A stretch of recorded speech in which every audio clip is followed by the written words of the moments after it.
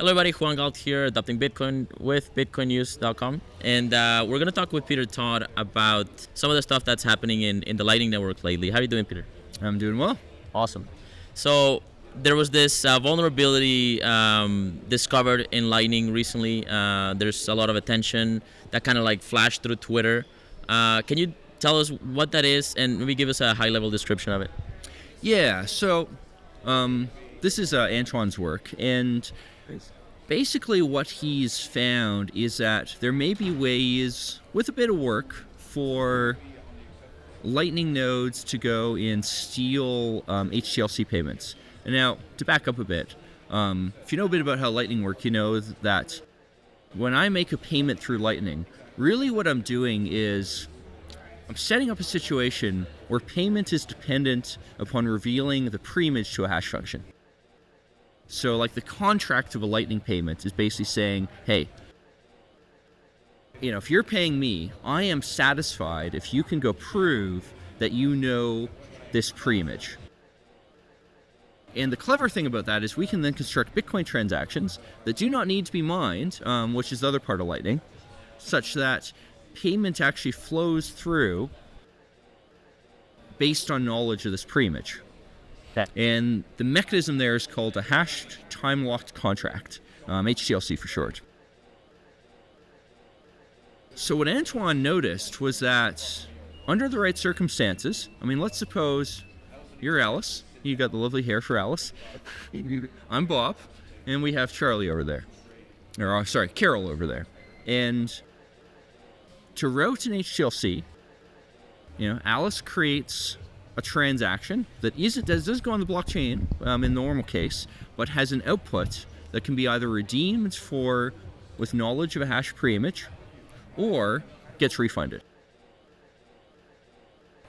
And then Bob, seeing this HTLC output, does the same thing, creates another transaction to Carol, again containing an HTLC output that can be either redeemed for a preimage or refunded back to Bob. And the usual case of Lightning is that these transactions, of course, they never go on the blockchain. We actually invalidate them later through another mechanism, which we could get into later. But sometimes it might have to go on the chain, right? If this doesn't properly work, you might be in a situation where these transactions actually need to get mined, and this preimage may actually matter. So in a certain scenario, let's suppose these transactions do need to go on the chain. Well, I might be in a position as Bob where I need to either, to get my money back, basically, right? Because, I potentially have money that, didn't come to me because I wasn't able to redeem the preimage because I don't know it yet. But then if Carol does know the preimage, she could potentially get that money, right? So I would be out in HTLC that I didn't get a chance to redeem. And this is not supposed to happen because it's supposed to be for Carol to redeem the preimage, she has to actually reveal it to the world, and it winds up in the blockchain, and then I know it, and then I can get it. And Lightning uses a system of time locks to ensure that I'm supposed to have time to do this. Right? This part is supposed to complete before this part does, so that if the money does go that way, I have an opportunity to get the money from here. All right? So it requires a kind of collusion between Alice and... Well, yes. For this attack, it requires a bit of collusion. But remember, that's not hard to do, right? It's not easy. It's not difficult for one person to play the role of two Lightning nodes, right? That part is easy to set up. What's tricky though is being in a position where somehow that preimage could be spent without me, Bob, noticing. Well, Antoine noticed that due to how transaction replacement works, there might be a way to go do this, because basically, Carol can be in a position where she sets up a transaction that does spend the preimage output, but then is replaced in such a way that I don't see it, right? I don't see it on the blockchain in time. And as time progresses and it's closer and closer to the refund deadline, then the transaction can get mined. And this is possible because in Bitcoin, we don't have a mechanism to make a transaction expire. Right? A valid transaction, once valid, stays valid forever. Right? We have a mechanism to make a transaction take time to become valid, and that's called the lock time. So you can create a transaction where It is not valid until some block heights in the future, but until that point, it isn't valid. And that's actually used in Lightning. It's used to make these refund transactions work. But the problem with an HTLC is that the HTLC, the way we conceptually think about it is either you spend the pre-image or the refund happens, but that's not actually true. Because Bitcoin can't expire anything, the real way it works is either the pre-image spent or the pre-image spent or the refund happens. All right? See how you go from one option to two option? Whereas we naively kind of think about it as one option, then a different option.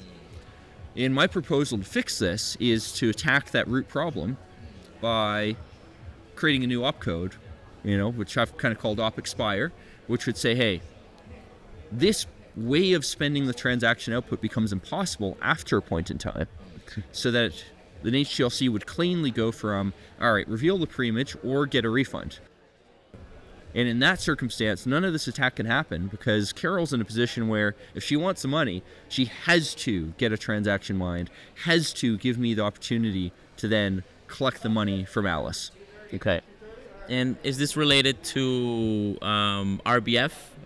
You were mentioning that yesterday. Yeah, so Antoine's particular way of triggering this, it's kind of complex to explain, but basically it works by using RBF to make it less likely for the person in the middle to actually see the pre-image in time. And I should point out, this is also the way that this is being mostly fixed. Lightning implementations previously wouldn't necessarily notice if a pre-image was in mempools, whereas now they've been modified basically to be more likely to go and see that. And I should point out, this is not a total fix. There are certain circumstances where this probably doesn't work, but substantially it fixes the problem. Because you'll see the pre-image in mempools. Okay. But, you might not. That's really the issue. Okay. So this is an issue that is, being discussed. It looks like it needs more attention. How pressing and urgent is this, and what are some of the implications for some of the technologies that are being talked about, ARC and other sort of scaling potential solutions? Well, I hate to say it, but the fact this issue wasn't noticed for years. Lightning, I think the first paper proposing HTLCs was 2015. So it's taken a long time for people to notice implications of this, A or A plus B versus A or B thing, right? That's what it boils down to. And it seems simple, but if we didn't notice that, maybe there's other issues we haven't noticed too. And I'd also say that the concept of this replacement cycling thing, Antoine also came up with a different attack that could potentially be used in a different way that absolutely could impact these protocols. And this is just something where I think we need, as a community, to look more closely at this and better understand how all this stuff works. Awesome.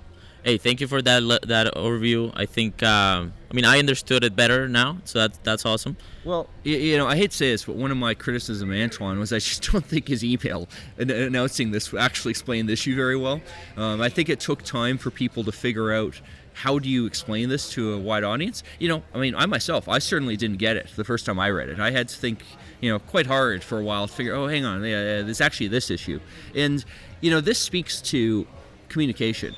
I think it might have been better if Antoine had reached out to more people and tried to get more feedback on how do you explain this to the world. But he did the important thing, which is find the problem in the first place. And certainly once publicized, more people can figure it out.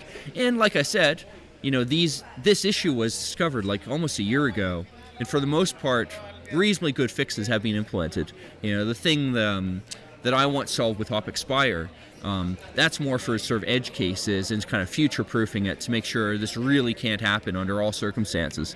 And hopefully, my idea isn't needed, but I certainly think it will make things more robust if it is implemented. But of course, I'm proposing a soft fork to add yet another opcode to Bitcoin, so it's not something that can be rolled out tomorrow. Right. Yeah, definitely. Jameson Loeb had a tweet that was interesting. He said, my Lightning node is public. Come attack it if you can. It's pretty robust. We'll see if you can actually exploit this, right? So it's not mission critical yet, but it sounds like maybe it is. Well, attacks tend to get better. We don't think it's that easy to exploit right now, but we could be wrong. Maybe there's a even more clever way around it that's actually quite easy. And this, I think that this is why I proposed OpExpire. Like, rather than just mostly fix it and maybe have some circumstance where it could still happen, it's certainly nicer in the long term if we genuinely fix this and we're sure that this is fixed. Right. Okay. So and you're proposing a potential solution, right? That's what going to be published on the mailing list, or how does that get proposed, or how do people maybe look at that, and what can they do to contribute to this issue? Yeah, so I already proposed this on the mailing list. To be exact, the Bitcoin Dev mailing list. To propose it, well, I wrote an email and outlined how I thought it should work. And of course, funny enough, sure enough, I go propose this, and someone else writes another email, going and proposing a slightly different way of implementing it that, frankly, I think is better. And I kind of kicking myself for not noticing to begin with. But that's how this stuff works. Like, people propose things on public forums that are widely used, and these things kind of get iterated. Certainly, to move forward on this, the process would be to go write a more formal document, and also particularly write a patch to Bitcoin Core that would actually implement this behavior. And if more people agree that this is a good idea, at some point this will turn into a soft fork. Again, much like Taproot, people pick an activation mechanism and it may or may not activate. Right. Okay, that's great. Thank you for helping us understand that, and catch you guys on the next one. Thank you.